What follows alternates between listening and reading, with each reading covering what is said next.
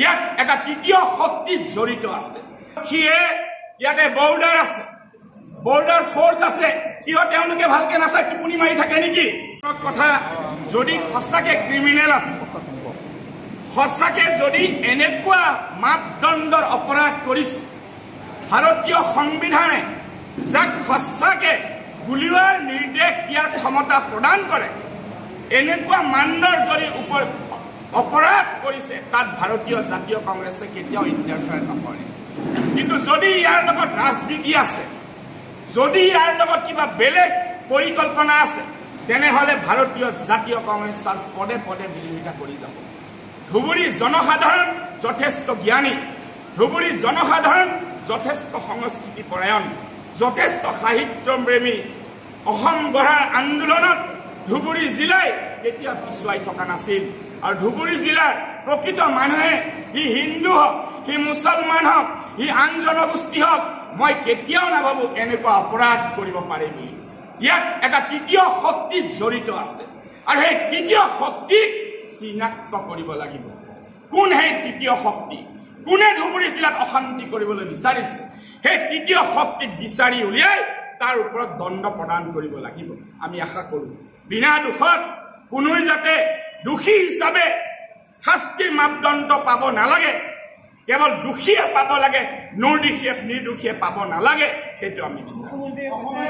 আৰক্ষীয়ে ইয়াতে বৰ্ডাৰ আছে, বৰ্ডাৰ ফোৰ্স আছে, কিয় তেওঁলোকে ভালকে নাচায়, টোপনি মাৰি থাকে নেকি? ভাৰতৰ মানুহৰ পৰা, অসমৰ মানুহৰ পৰা তেওঁলোকক দৰমহা দিয়া হয়। যদি কোনো দুষ্কৃতিকাৰী বৰ্ডাৰ পাৰ হৈ সোমাইছে, কিয় তেওঁলোকক গুলিওৱা নাই? বেপাৰ বাণিজ্যক তেওঁলোকে আওপকে কিয় সহায় কৰি আছে? বেপাৰ বাণিজ্যত আওপকে কিয় সহায় কৰি আছে? ধুবুৰীৰ মানুহে শান্তি বিচাৰে, ধুবুৰীৰ জনসাধাৰণে শান্তি বিচাৰে। সমগ্ৰ অসমে ধুবুৰীৰ মানুহে বেয়া কাম কৰিব বুলি কেতিয়াও ভাবি নলয়।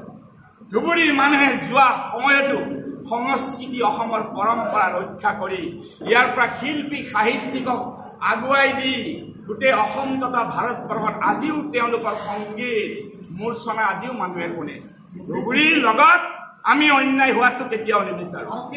ব্যৰ্থ, এইটোতো প্ৰশ্নই নাই। কেনেকুৱা ব্যৰ্থ নহয়? সাংঘাতিকভাৱে ব্যৰ্থ।